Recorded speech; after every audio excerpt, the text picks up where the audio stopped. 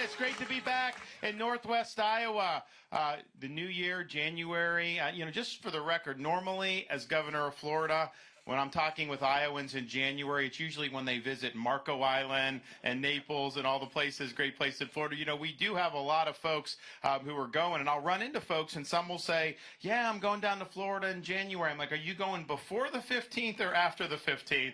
Most of them are staying to caucus. Not all are. And then I say, okay, you going to fly back to caucus? And some say they will. Some say, well, I'm going to have my neighbors go. Look, we should have probably figured out a way to have a satellite caucus site down in Southwest Florida. We probably would add some pretty good stuff. But nevertheless, I hope everyone had a good Christmas. I hope you're having a happy New Year. 2024 is going to be a great year for this country because it's going to be the year that the American people fight back. It's going to be the year that we send Joe Biden back to his basement in Delaware. And it's going to be the year where we start to engineer a great comeback for this country. And I'm going to do that as the next president. I view the choice for the caucus with the Republican primary, I think it's very simple. Donald Trump is running for his issues. Nikki Haley is running for her donors' issues. I'm running for your issues and your family's issues and for the future of this country. That is my sole focus. I understand that as a leader, you're a vessel for the hopes and dreams and aspirations of the people that you represent. My sole focus, I won't be distracted. I'm going to be focused on doing what needs to be done to turn this country around. And I'm the only one running that has a record of delivering on 100% of my promises. You go back and look, everything I promised the people of Florida I would do, from taking on illegal immigration, to school choice, to right to life, to Second Amendment, to cut tax cuts, on and on and on, I delivered. You also look, I'm the only candidate that can say this, you look at who's doing the damage to this country on the political left, whether it's the Democrat Party, whether it's left-wing activists, all these other things. I'm the only one running for president who has beaten these people time and time again. We beat the teachers union in the state of Florida by enacting universal school choice and doing paycheck protection for union dues. We beat Fauci on COVID, making sure that our state was free and our kids were in school. We beat George Soros on crime, having 2 radical left prosecutors not following the law in different cities in Florida. I removed both of them from their posts. We've stood by our law enforcement, and our crime rate's at a 50-year low as a result. We beat the Democrats on election integrity. Florida has universal voter ID, no ballot harvesting, no Zuckerbucks.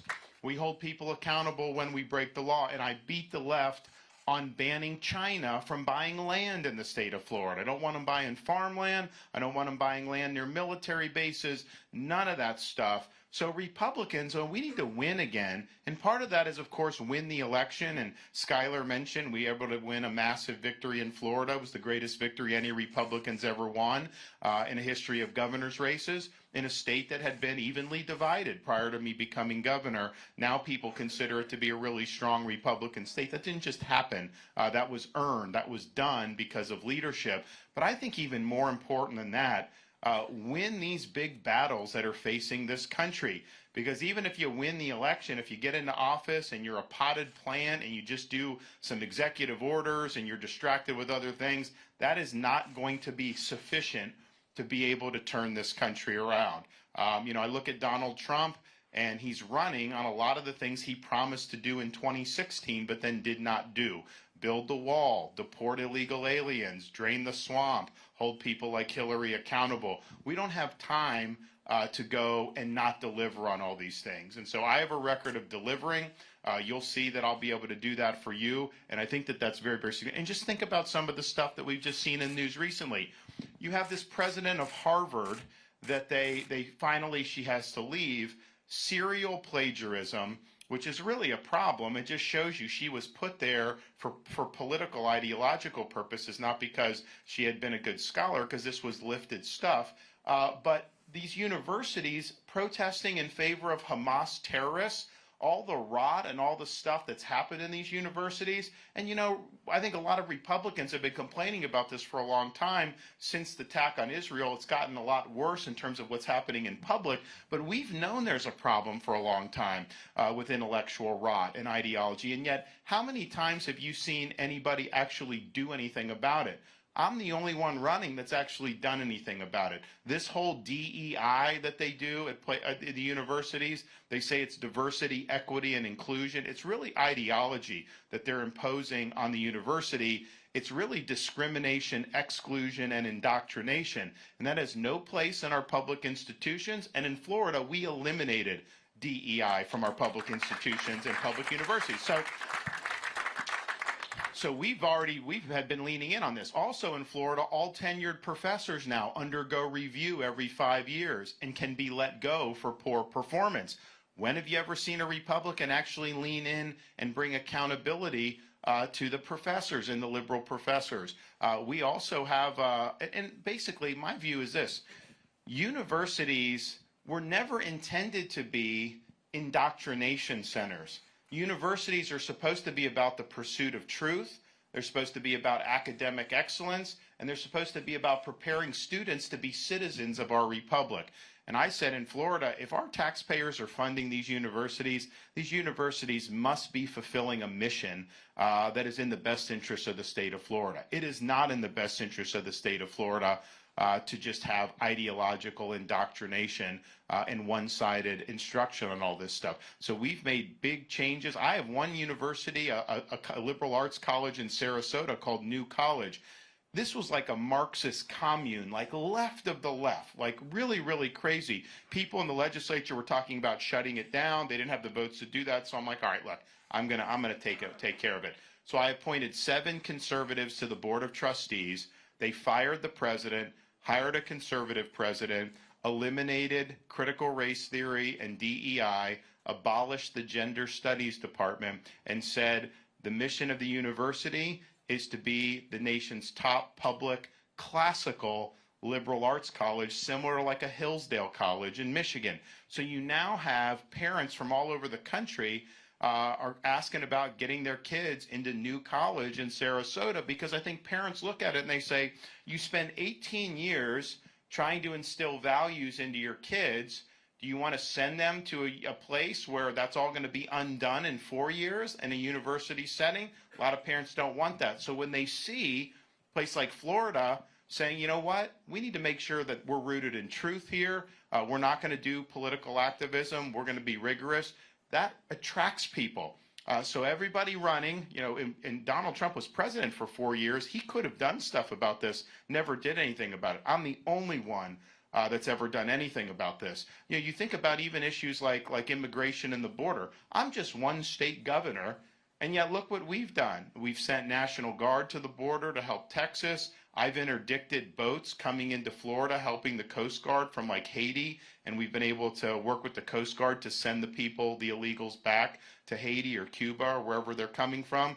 We have E-Verify so that we have a legal workforce, so people just can't come across the border and get hired illegally in the state of Florida. We have anti-smuggling laws, so when people are bringing in illegals from the border, they can be held accountable. We even have a program similar to Texas where you transport illegal aliens to sanctuary jurisdictions, including places like Martha's Vineyard. And you know what?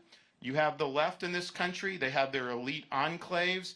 They want open borders. They want you to have to deal with it, but they don't want to have to deal with it. And so the minute they have to deal with issues about illegal immigration, they pitch a fit about it. People in Manhattan, they don't like the fact that you have people going there. So we've been able to, in Texas as well, really raise the threshold and the visibility on this issue of the southern border. So with me as president, I will do what I say I'm going to do, and I will end this problem once and for all.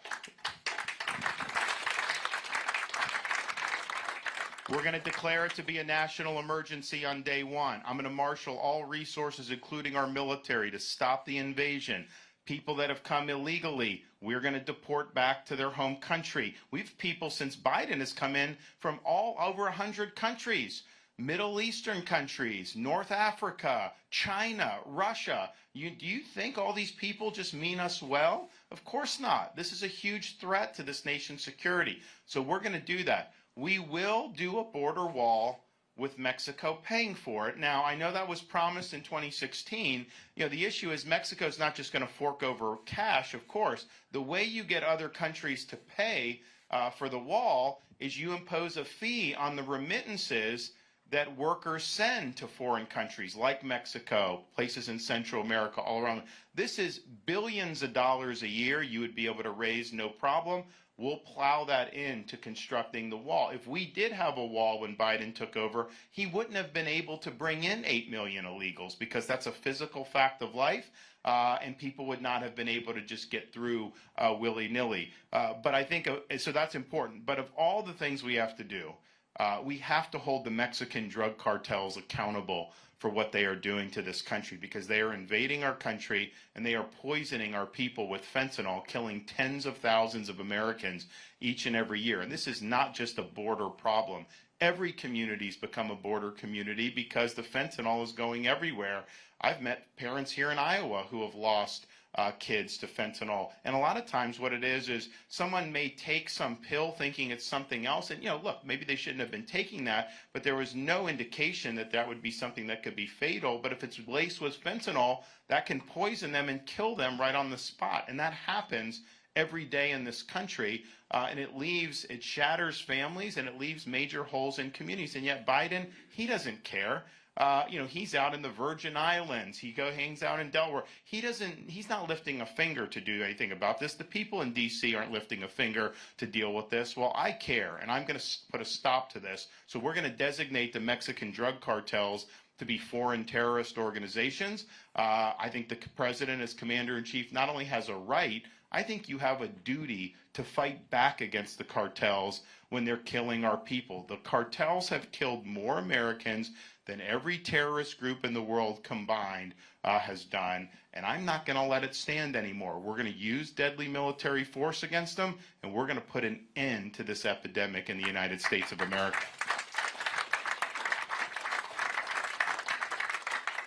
Sometimes people will ask about, well, what separates you from, say, Donald Trump on some of the economic stuff.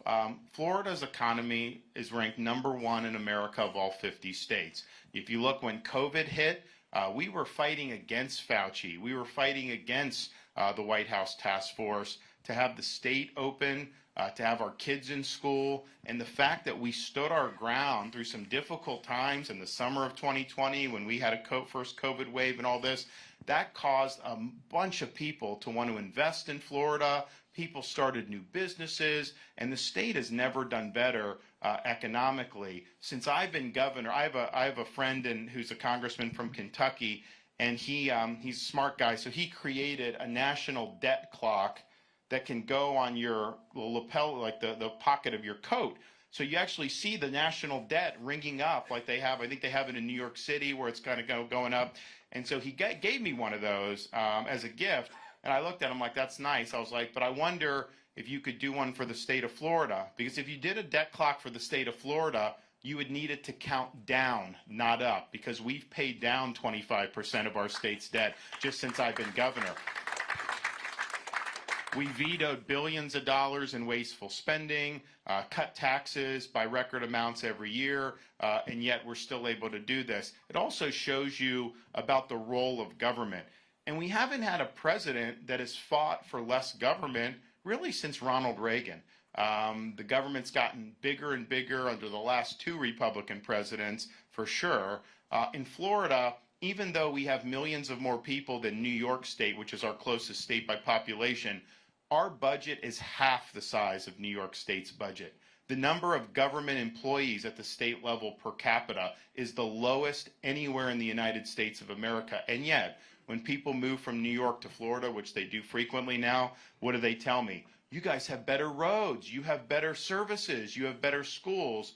So it just shows you if we're able to do that with half the footprint, so much of this federal bureaucracy is not necessary. We need to downsize the size of the federal government, and we need to limit the scope of the federal government. We should not be having an EPA bureaucrat going on a farmer's land because there's a puddle and claiming that's waters of the United States. And so as president, we'll make sure to keep the bureaucracy in check. We are going to bring accountability to the administrative state, and we are going to restore the Constitution to its proper understanding. 3 branches of government, not a 4th branch, an unelected, unaccountable bureaucracy that's imposing its will on us without our consent. We showed how you can do it in Florida. We're going to be able to do that nationwide as the next president of the United States.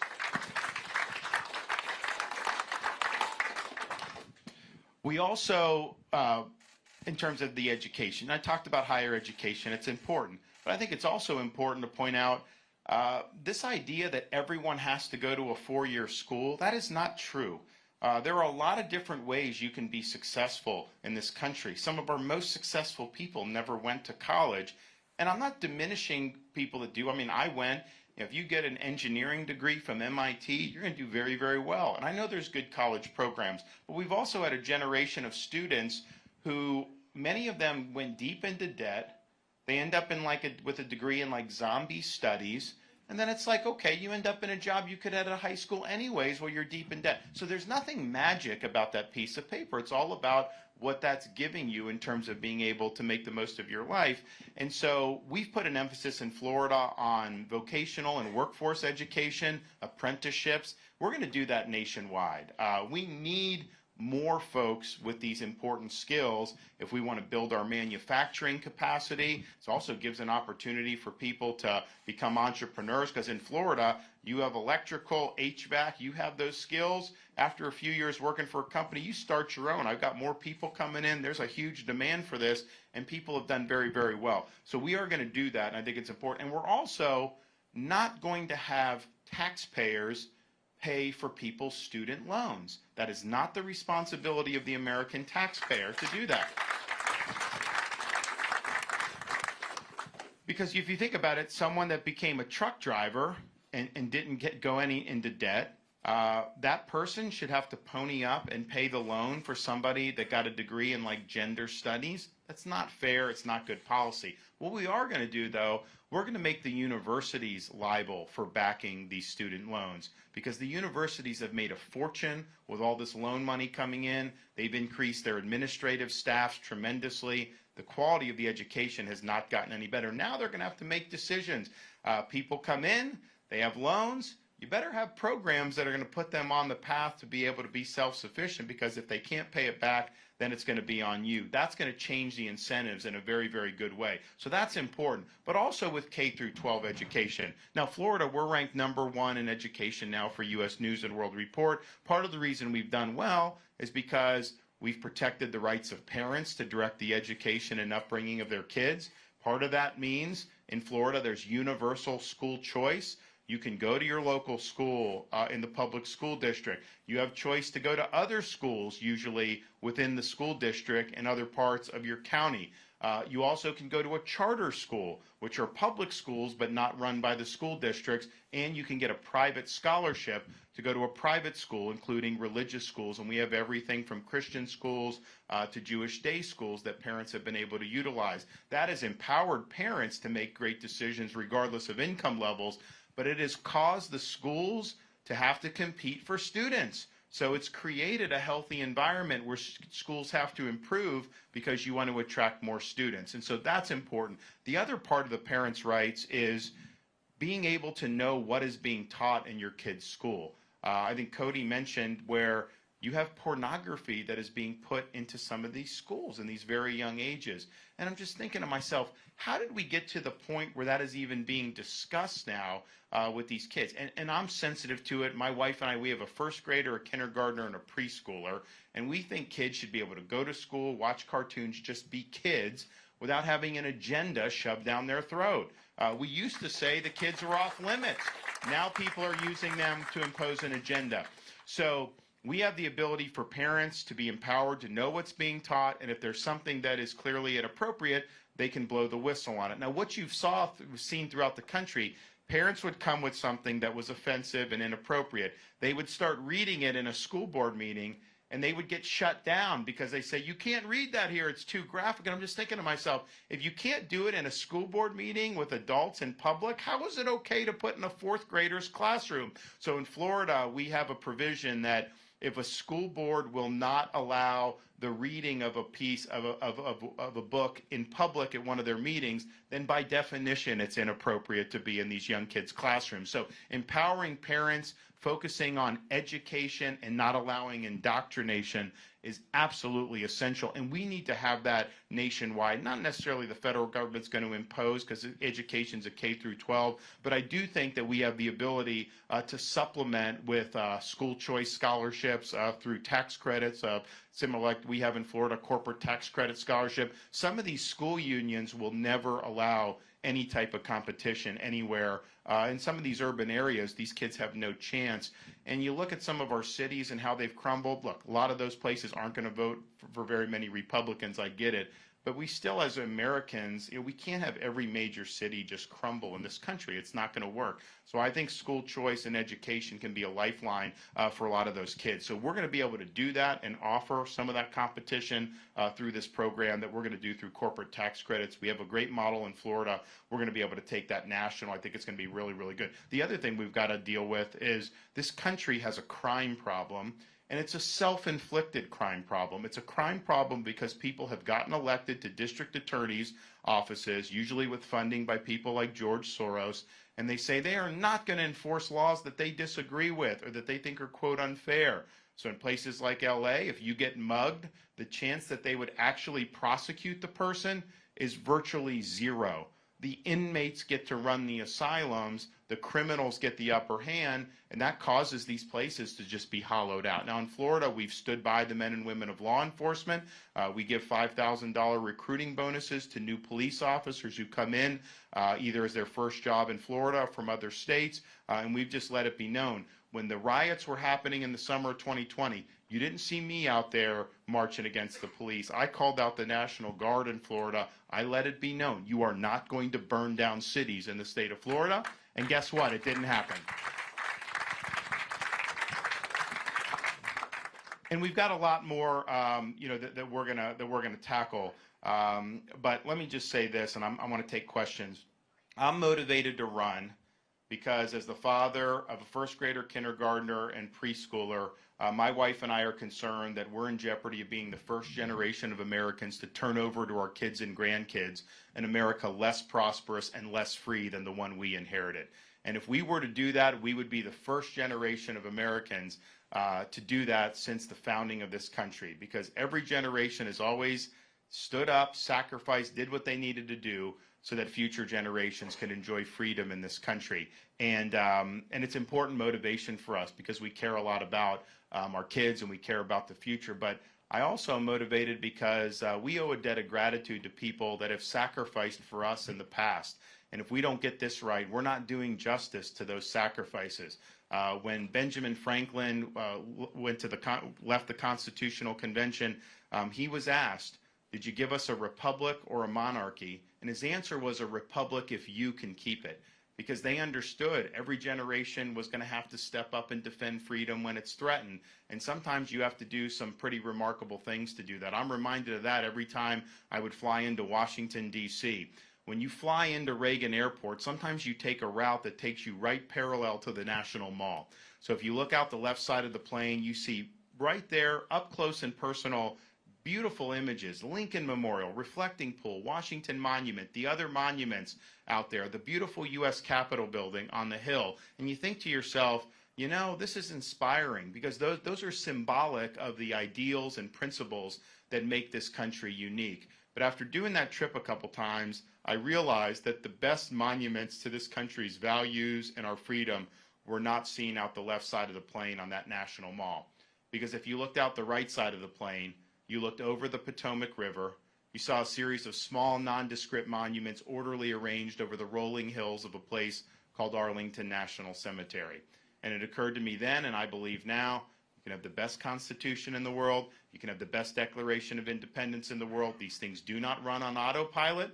They require Americans to fight and cultivate freedom, sometimes even putting on a uniform, risking your life, and even giving the last full measure of devotion for service to this country, like the folks buried in Arlington, many of them have done. Now, we're not called upon to make sacrifices of that nature here in this political season, but what we are called upon to do is to preserve what George Washington called the sacred fire of liberty.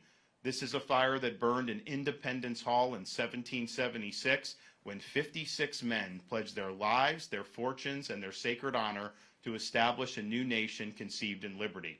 It's a fire that burned at a cemetery in Gettysburg, Pennsylvania, when our nation's first Republican president pledged this nation to a new birth of freedom. It's a fire that burned on the beaches of Normandy when a merry band of brothers stormed France, defeated Nazi Germany, and preserved liberty throughout the world. It's a fire that burned at the foot of the Berlin Wall in 1987 when a resolute Republican president stood in front of that wall and said, "Mr. Gorbachev, tear down this wall," eventually leading to the dissolution of the Soviet Union. This is our responsibility, to carry this torch and to preserve this sacred fire of liberty. It's not a responsibility I shy away from. It's a responsibility that I welcome, because if not now, when? And if not us, who?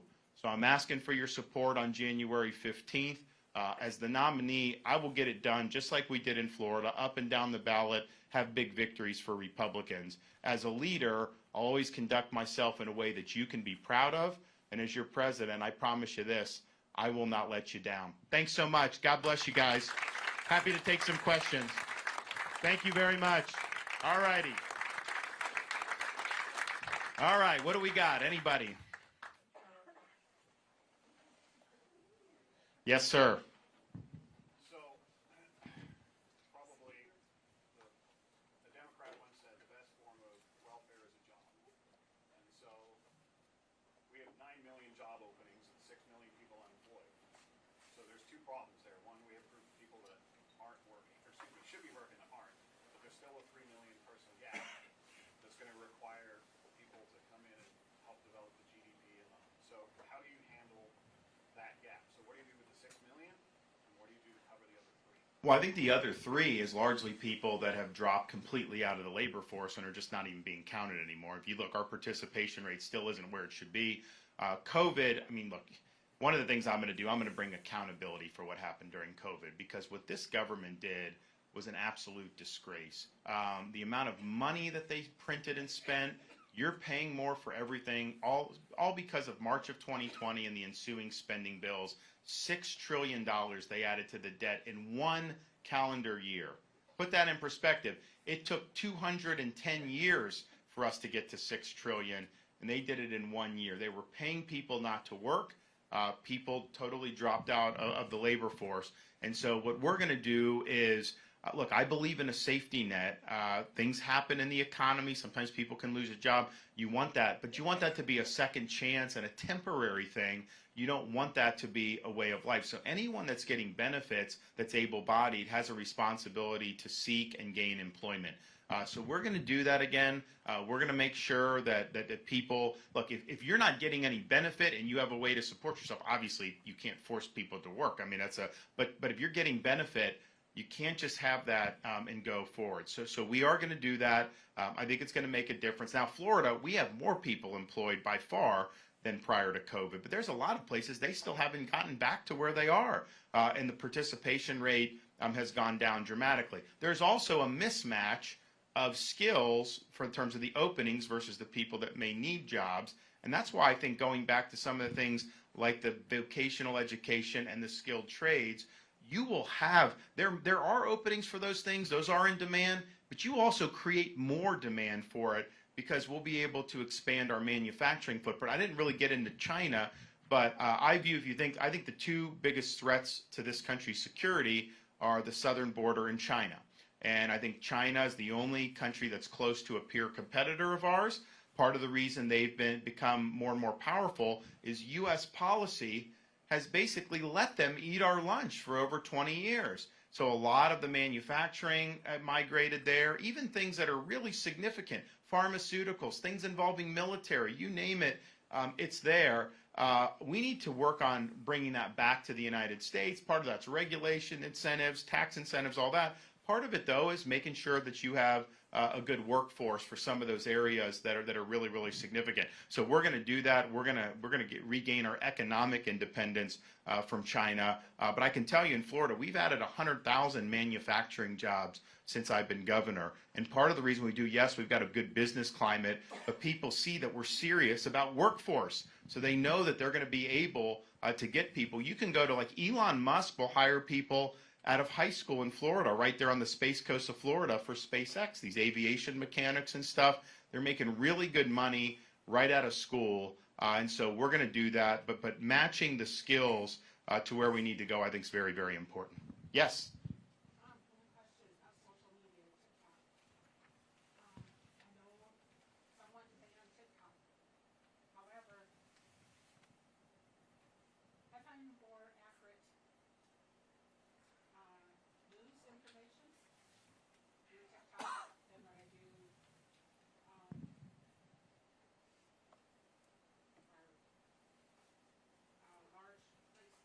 Compared to, like, corporate media? Yes.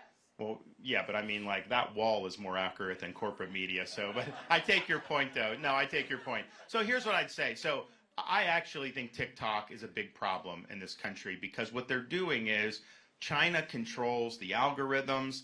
China's able to control what is going in to our kids' phones, and then China is taking the data for the users here in the United States. So it's kind of a unique problem. Like, look, I think social media as a whole is a big, big problem overall. The TikTok really has the national security component, which is why I would treat that differently. I think the way to deal with social media overall is empowering parents to be able to regulate this to where you need parental consent. Because look, my kids, I mean, my son is 5 years old, and if my wife leaves her phone out, he will be on that thing asking Siri about football scores. And I'm like, I don't know how he figures this out. These kids figure this stuff out. It's unbelievable. And so I think as parents, you just want, I mean, we don't want our kids buried in these electronic devices. It's just not healthy for society. But it's hard for parents because I think kids get it. They know what they're doing. Right. So we want to empower parents to be able to regulate their kids' social media. I'm in favor of saying that if you're under 18, you need parental consent to be able to get on these social media accounts. I think that that's absolutely something that's fair, and I think there's other things that can be done with that. I would view TikTok as differently because I think the CCP, they're playing for keeps on this, and they're using that to their advantage against us as a country. Yes, sir. First of all, you mentioned the military, and I want to thank you for your service to our country.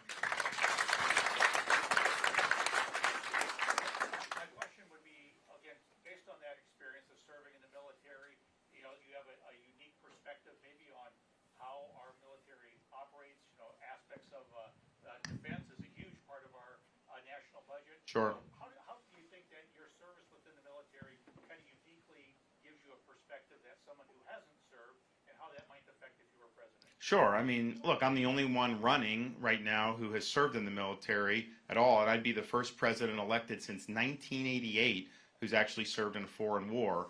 It used to be that was pretty regular that the presidents would have served in some capacity. I think given where we are now, I think it's going to be very beneficial. I think for three reasons. One, the culture of the military has changed because I think civilians have tried to impose a political agenda, an agenda that is more, in vogue in the civilian world. I don't think that works in the military. I don't think it works in the military to have woke, or to have DEI, to have any of that stuff. So as day one as commander-in-chief, I take all of that out, rip it out, and throw it in the trash can. Military is going to be focused on one thing: achieving the mission. When you're on active duty, and you're particularly if you're forward deployed, you know, everyone has a role. Everyone comes to the military from different backgrounds. You have different ideals, beliefs, all this stuff. You check all of that at the door. You check your agenda at the door, and you put everything on the line to accomplish the mission. If you do anything less than that, then people die. And so that's why when people are recruiting is at a generational low. Since the Vietnam War and the draft ended, we're at the lowest we've been in many decades. And I think it's because when you sign up to be in the military, you're writing a check payable to the United States of America for an amount up to and including your life. You don't know where they're going to send you. You don't know how duty is going to call, but you are basically putting your life in the hands of other people, military leaders and civilian leaders. And I think people are willing to do that because they love this country, but I think they want to know that the decisions that are being made are based on the mission, and they're not being clouded by all these other political agendas. And so I think we come in, we make those changes, we restore merit. I think you're going to see recruiting increase, and I think you're going to see morale increase, and I think that's going to be a good thing. Two is, how as Commander-in-Chief do you view using the military? Look, I understand that there's costs associated with putting people into combat, and it's not even just the direct cost if somebody is killed in action, which is obviously considerable, but it's the cost for the family who's behind while people are deployed, potentially kids not having a parent there. And so there have been people that have been deployed so many times since the war on terror started after 9/11. Very small number of people shouldered a really, really big burden. And so I think that affects, one, that I view veterans issues as very important, particularly veterans' mental health and reducing veteran suicide. Also, as Commander-in-Chief, as somebody that served in a conflict where we kind of toiled for years and years in Iraq, where we didn't achieve a concrete victory, where now you actually have Iran that's in control de facto of the Iraqi government, and Iran, of course, is a mortal enemy of this country. I hope to never have to put troops in harm's way, but if you do it because you're pursuing a vital interest of this country. You have a clear conception of what the mission is. You give the folks everything they need to achieve that mission, and then when they achieve the mission, you bring them home. And that's how you have to approach doing this. And I think since the Cold War ended, but particularly since 9/11, we basically have just been putting people places, and they're there. They may accomplish this or that, but then there's an overall strategic deficit about what they're actually accomplishing. And I think you owe it to them to know that if they're going to be put in harm's way, that there's something concrete we're asking them to achieve, and if they achieve that, that's going to advance this country's vital national security interests. And then the final thing I would say is kind of the lesson about being there, but then also I take from Governor, the military bureaucracy is totally excessive. It's out of control. The number of civilians in the Pentagon, so much more than what you need, way too much. They say in military, what's the tooth to tail ratio? So the tooth is kind of like, special operators, fighter jets, all that. The tail is like the Pentagon and all the stuff you have there. So we want more a better tooth to tail ratio. And I think part of it is that these things just grow and grow and grow, and no one really questions them. So I think you can save huge amounts of money within the Pentagon without missing any beat in terms of capability or lethality. So we will look to do that, absolutely. Yes, sir.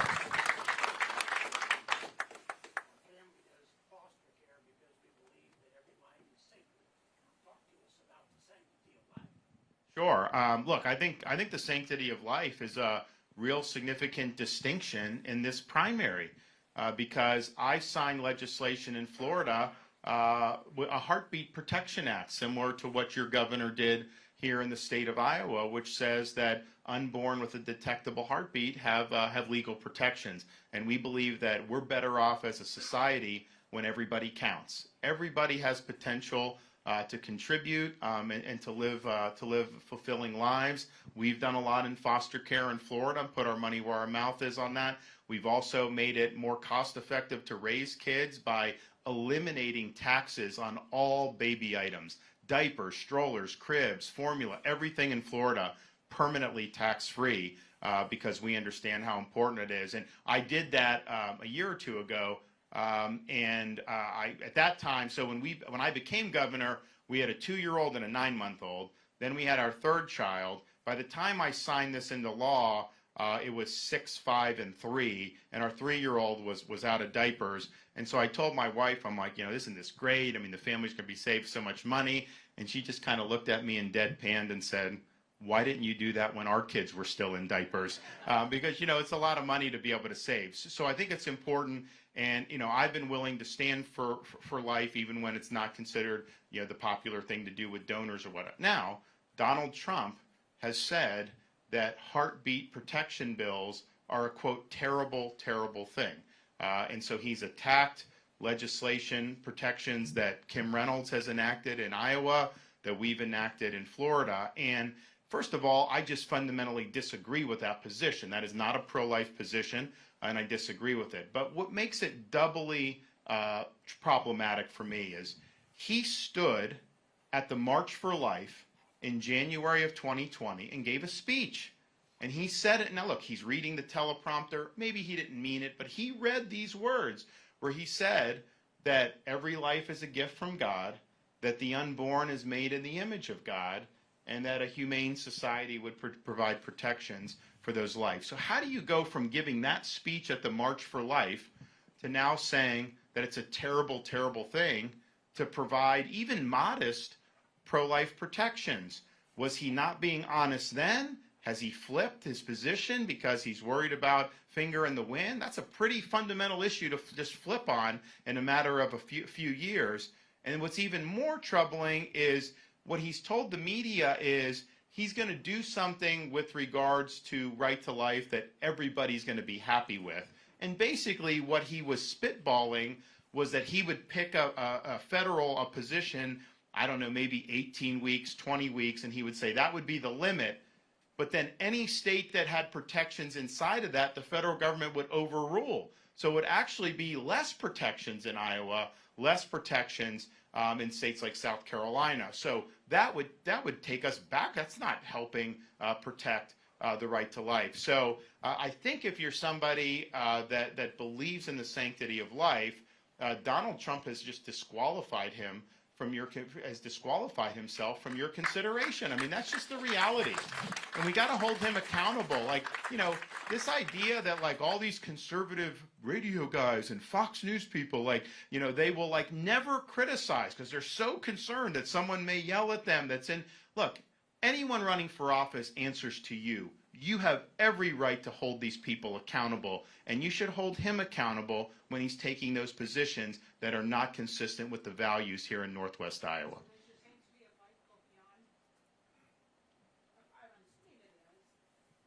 Well, I'm pro-life from babies unborn to death.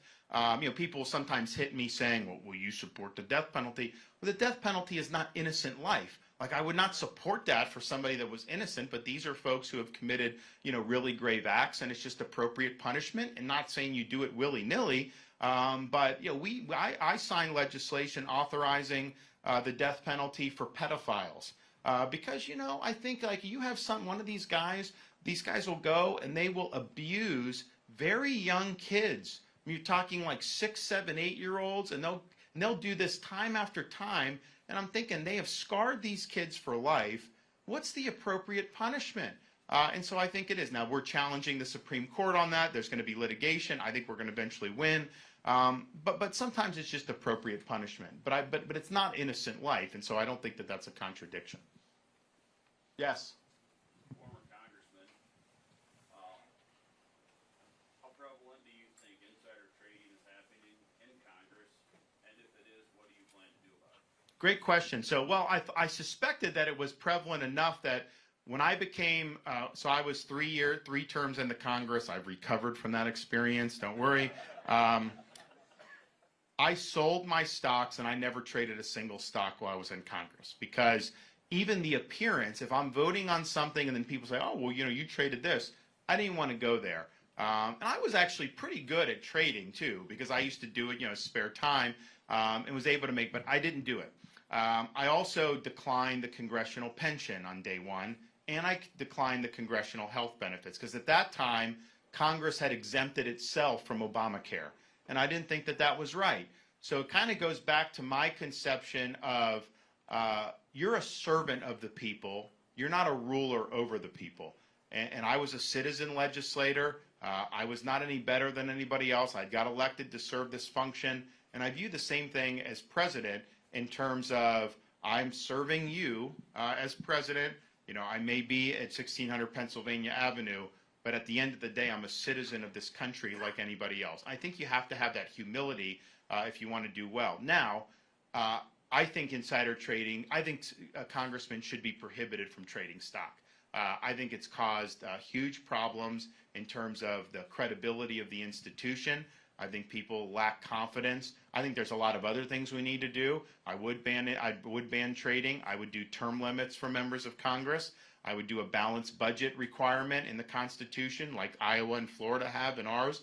I would do a line item veto for the president. In Florida, I get a budget on my desk. I can veto out individual line items. So let's say they put $1 million to fund, I mean, who knows, just something we don't agree with. I can just take it out, and I don't have to veto the whole bill. In Washington, the president has to sign the entire spending bill or veto the entire bill. So your money gets spent to do things like promoting transgenderism in Bangladesh.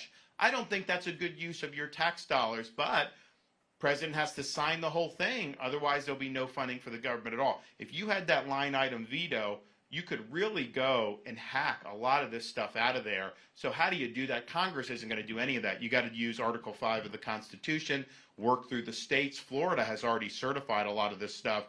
I'll use the bully pulpit to rally states. I think all the red states would do all of this very easily. But I think even some blue states on things like term limits, they're very popular.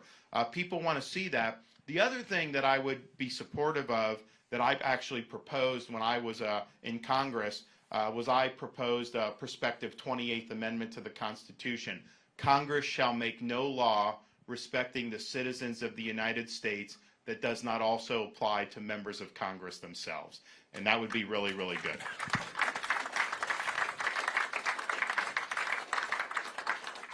Yes, sir. So one of the big reasons I'm here this weekend today is over the last couple holiday weekends, like a lot of Americans, I streamed a lot of football games with my family. And living in Iowa, every other ad was a political tack ad. Right. And so then after the games, I'm sitting around the table talking with my in-laws and my family and my kids, and we're just talking, politics comes up. We talk about it. And a name of a politician comes up, and my son here repeats verbatim, oh, that's the guy that XYZ, negative, negative, negative, right? I can't remember if it was you or one of the others. I honestly don't. Right. But how do we clean that up? He's been super into politics this year, which is a great thing, and I love talking about it and teaching him. But when our leaders, and I know your campaign directly isn't doing it, but you look at the fine print on the sign behind you, it says not affiliated with campaign or candidate, but you're standing in front of the sign, So I know those aren't directly from your campaign, and it's not just you. I'm not trying to attack you by any means. Hey, look, I hear what you're saying. I mean, I'm the #1 recipient of all this stuff. $40 million so far in this election cycle. That's more than has been spent against Biden and Trump combined. It's also more than has been spent against all the other Republicans combined.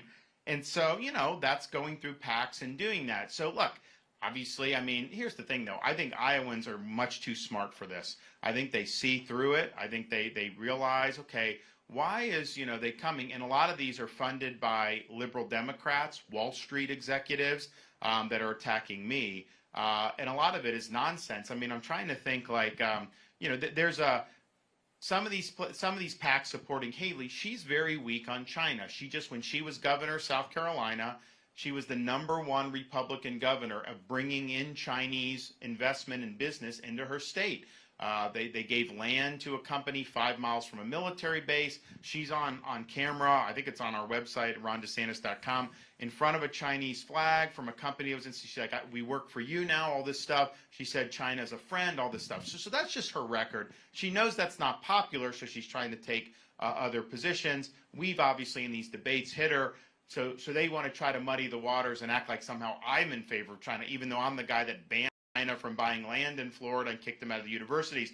So they say that Florida had a Chinese solar company and all that stuff, and they try to link it to me. Now, it is true, Florida did do that, but that was before I was governor. So it didn't have anything to do with me, and I just view it as, look, if that's the best they can do, attack me for things that my predecessor did, I must have done a pretty doggone good job as governor. I mean, that's just the reality. So, but I hear what you're saying. But you guys, how do you stop?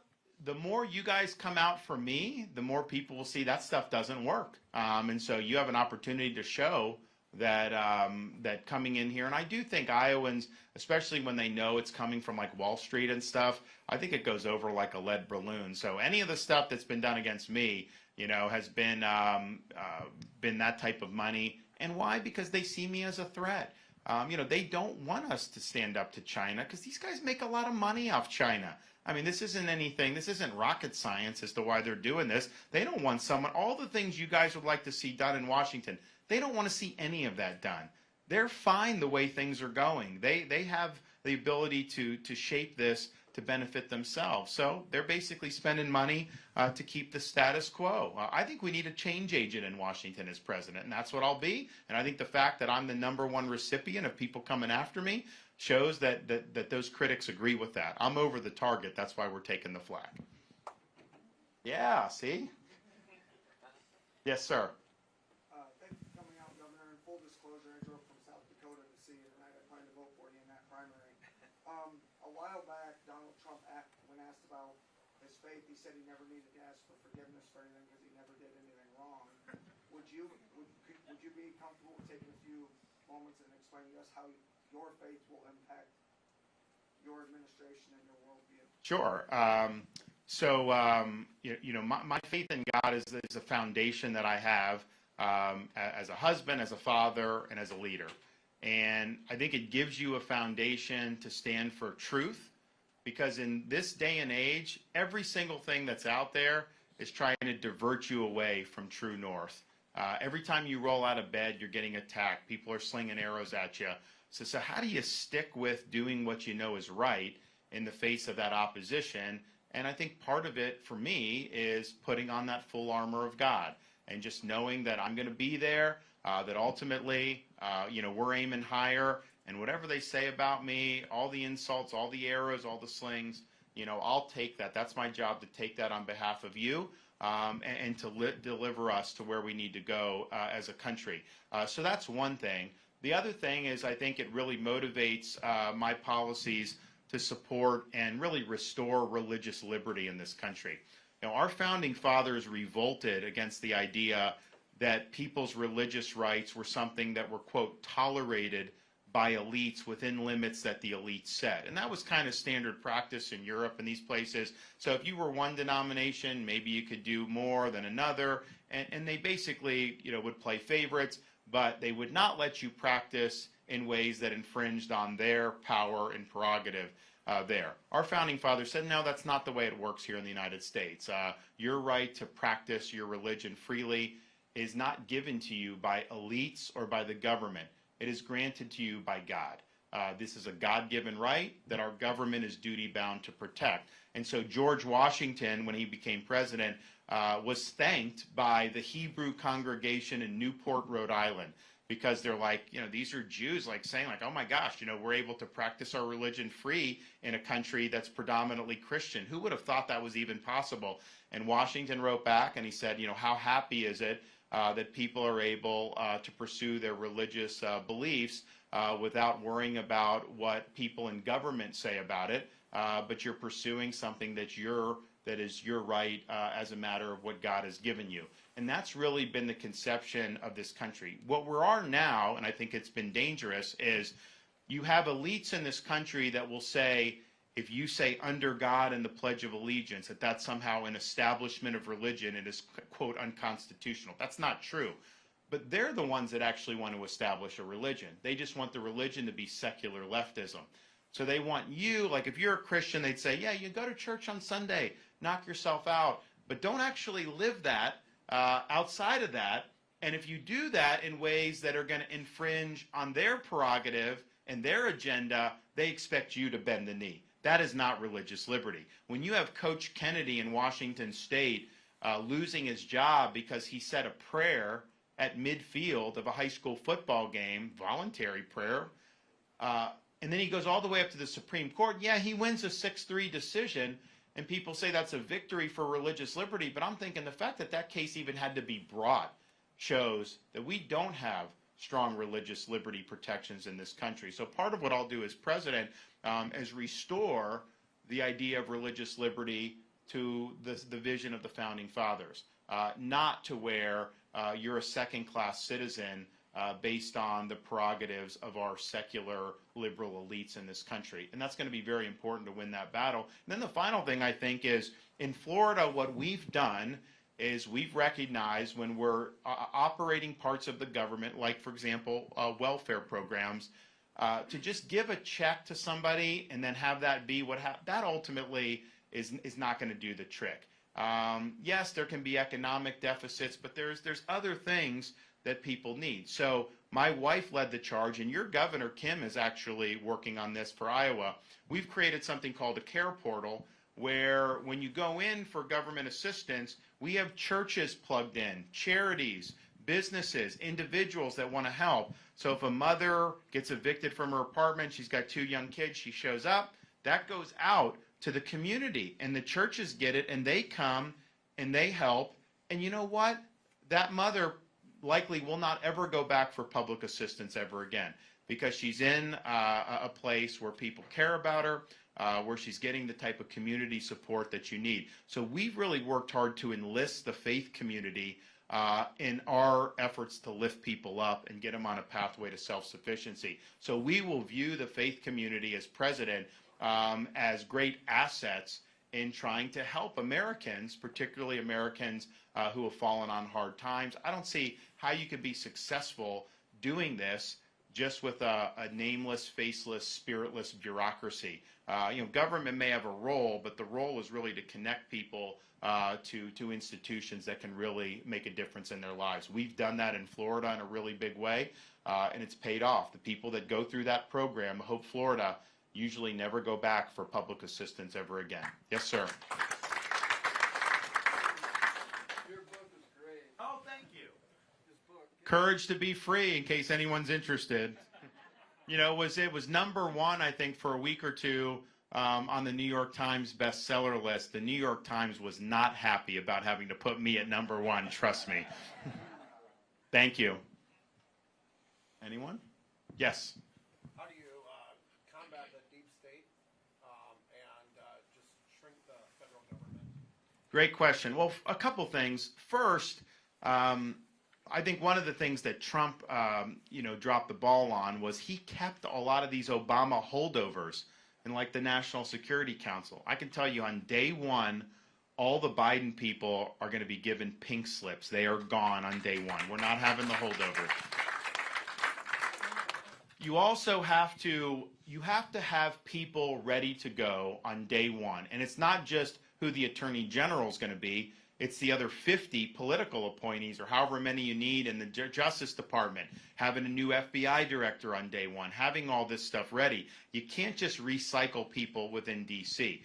We're going to be, and we're already working on ways to line this up, but in the spring we're going to be more public about it. But, we're going to inspire people around the country to pick up your family, take 2 years, 4 years, 6 years, 8 years, whatever you can do, serve in the government, in the administration, and be part of returning the government to its rightful owners, we the people. And I think when you have people that are on a mission to do this, and they're not just going to be in Washington the rest of their lives, they're going to be able, I think, to really be effective. So that's part of what we'll do. The other part of what we're going to do is we're going to use Article 2 powers to clean house. For example, we've got 50,000 bureaucrats that are involved in policy making. I'm taking them out of civil service. They should be terminated at will. And so we're going to be doing that. We're also going to be telling all of our cabinet secretaries, reduce your footprint in Washington, D.C. by at least 50%. We're going to be moving agencies out of Washington, D.C. because what's happened is you have so much bureaucratic power that's consolidated in D.C., the bureaucracy is basically a separate and distinct part of our society. The government was supposed to be administered by regular citizens, and now it's almost like we have the rest of us and the rest of the country, and then D.C. has become a separate class all to itself. That is not what the Founding Fathers intended. I've already said Iowa has first dibs on the Department of Agriculture if you all want it, but I would much rather have people working in that department who are from Iowa, who understand agriculture, than having to worry about what bureaucrats in Washington, D.C. Are telling you to do with all these things. So we have a lot of different levers we're going to pull. I understand the problem. I understand that they're going to try to sabotage you. I understand all of that. So I'm going in with eyes wide open. I am not going to act like somehow you can win these people over. They've accumulated a lot of power. I'm not just going to give that away willingly. So you've got to come in as the elected president. It requires statesmanship. It requires discipline. It requires focus. It requires an attention to understanding that restoring the Constitution and restoring power to the people, you can't just flip a switch and do it. If it was that easy, someone would have done it by now. This is something that's going to require a president who can serve 2 full 4-year terms to work on this day after day after day. But we're going to do it. I understand how important it is. And we just cannot have a situation in which we have a 4th branch of government not elected by the people who's just doing whatever the heck it wants in this country. That is not a constitutional republic. And ultimately, if we don't fix this problem, this entire country is going to suffer, I think, in ways that we're not going to be able to recover from. Yes? Could you discuss your thoughts on your energy policy, the one that push for electric vehicles, solar, wind versus oil, natural gas, and so forth? So we're going to do, go ahead. And second, comment on the carbon capture pipelines and the use of eminent domain trying to do all that. Sure. So energy, we're going to open up our energy for production. We need to be the dominant energy producer in the world. I want to lower gas prices. I want to lower energy costs for Americans, for businesses. That's a deflationary policy because the energy factors into everything that's produced in this country. In fact, I did a debate with the governor of California, Gavin Newsom, and we started talking about energy, and he's railing against, because California has the highest gas prices by far in the continental U.S., and he says it's because the oil companies are gouging or doing things that are illegal or whatever. And I'm just thinking to myself, okay, they're only doing it in California. Why aren't they doing it in Georgia, all these other places? So it's because they have bad policies. That's why the prices are more. But so he's bashing oil companies, which is whatever. So after the debate, I noticed someone posted on social media, I think it was a real group, like the American Petroleum Institute or something, and they responded to him bashing, oil and gas, and they were like, oil and gas is so important for our economy. Just think, if it wasn't for the petroleum products we produce, Gavin Newsom's hair gel wouldn't be able to be produced. And it's like, it goes into everything, and so it just shows you. So we want to do that.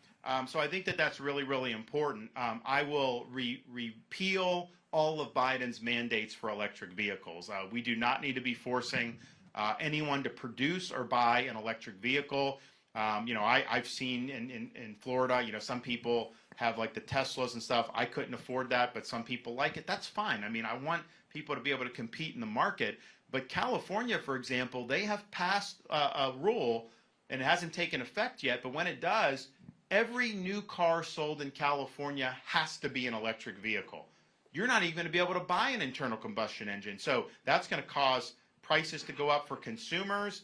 A lot of these cars won't even be sold because there's not demand for them. And then used car prices are going to go through the roof because it's going to be scarcer there. But the kicker is, after they announced that policy of mandatory EVs, that's the only thing that can be sold, a couple days later, the state put out a notice, all EV holders, do not plug in your EV. Our electric grid is at capacity. And I'm thinking to myself, what are you going to do? You don't want oil and gas, so how are you going to be able to power all this? They have rolling blackouts. Biden's Green New Deal will lead to national rolling blackouts if he gets a second term. There's no question about that. So you got to have reliable energy. I want American-produced energy. I want American jobs. I don't want to ever go hat in hand to Venezuela or Saudi Arabia or any of these other places. And so we'll do that, and we'll nix the electric vehicles. In terms of this eminent domain, I would never support eminent domain for private profit. The only way you could do eminent domain is if it's a public use. And I think that's what the Founding Fathers intended. And I think that that's got to be construed narrowly in a way that respects people's private property rights. So sometimes it has to be done, like when they're building the interstate highway system or some of these other things. But, you know, in the Supreme Court, they did the case from Connecticut where you had a woman's house that was condemned because they could do more tax revenue if they developed it differently. And that was an abuse of eminent domain. That is not what we want to see. Ladies and gentlemen, this will be the last question. All right, well, yes. So I was watching an interview by Nick Quick of Charlie Munger. Charlie Munger passed away just recently. But a few months before he did, she was interviewing him about a lot of things. One thing they got to talk about was the national debt. You talked about the debt. Yep. I was kind of surprised. She asked Mr. Munger what he would do if he was president. I think I know where you're going with this. Go ahead. He said, I don't think that can be solved. He said, I have a stack of things that issues that I can't solve. I just put them away and don't think about it. I don't think that can be solved. Something like that. Well, it's interesting because it was either him or Warren Buffett, one of the two, that said that the best way to deal with the national debt is to just simply say that anyone who votes in Congress to increase the debt is ineligible for re-election. They would never vote to increase the debt at that point because they all want to stay in office. So here's the thing. You know, Trump promised he would pay off the entire debt, which obviously was not going to happen in a presidential term. But where we were through most of our history with the debt was something that was very manageable. I mean, it was, you know, Florida, I've been bragging that we've been reducing the debt, and that's good. But honestly, there is a role, like as a governor, if I have infrastructure projects, you can bond those, and it actually is cost effective to do it sometimes. So it's not like that. The problem is just in the last 10 or 15 years, the debt has spiked in such a way that it's not sustainable to go in this direction. When interest rates are up, we now have interest on the debt is almost $1 trillion a year that we're paying just to service the debt. And so I think you can address that. I think you get the interest rates down. I think you can finance the debt more cheaply. And I think you can stop adding so much to the debt to basically bring this in to where it could be manageable. That should be easy to do with just a little bit of work. Now, to retire the whole debt, you know, that obviously would take a lot longer than just one presidential term. Most of the debt is owned by other people, but you know there is a chunk of that's like intergovernmental transfers with some of that. So there's a lot of different stuff with the financing on it. But if you had term limits, if you had a balanced budget amendment line item veto, it would get a lot better. I can tell you that. And so I want to help solve some of these problems. And so we got to stop. You know, just blaming other people or however they do it in Washington. They could do more. They could do much better than what they're doing now. And Biden provides no leadership. I mean, he's an absentee president. You know, Trump had opportunities, but every spending bill, Pelosi and Schumer got the better of him. That's why they added $7.8 trillion in 4 years. So we can do better than both of those, and it'll be good for our kids and grandkids. That we're able to get that done. So finally, before I take off, I just want to say thanks for coming out. If you've committed to caucus for us, thank you. If you haven't yet, but you're willing to now, we have the cards. Please sign up. We want to stay in touch with you. And then those who are supporting us, this is the most impactful vote you can cast. The number of people that go to these caucuses is, you know, 150, 200,000 people, Iowans, will be able to do it. So if you're coming and you bring neighbors or family members, all that, you're packing a big punch on this. So I'm asking you to bring some other folks into the fold. Let them know that they have an opportunity to really change the trajectory of the country. I'm not, you know, Donald Trump's running for his issues. I'm running for your issues. And I think we need a restoration of sanity in this country. You need a president that's going to be focused on your issues. We don't need to have never-ending soap opera or drama or any of that stuff. It's going to be laser focused on turning this country around. And so you're going to be able to look in Florida. What I like, I get a kick when people come up to me. One thing they'll say is, yeah, you know, anytime I think of something that may need to be done, I wait a couple days and you're already out there doing it. I don't need to go and even tell you. You're just out there doing it. You're proactive. We appreciate that. The other thing people have said is people that voted for me my first time as governor, sometimes they'll come up to me and be like, yeah, you know, I was happy to vote for you. I liked you, you know, but man, you've done so much better than I ever thought anyone could do. And even people that voted against me in my first primary for governor, you know, come up to me and say, you know, I got that one wrong. That was one of the worst votes I've ever cast. I'm glad that you won, and I appreciate what you've done. So we will do you proud. You will be proud with me as the nominee and me as the 47th President of the United States.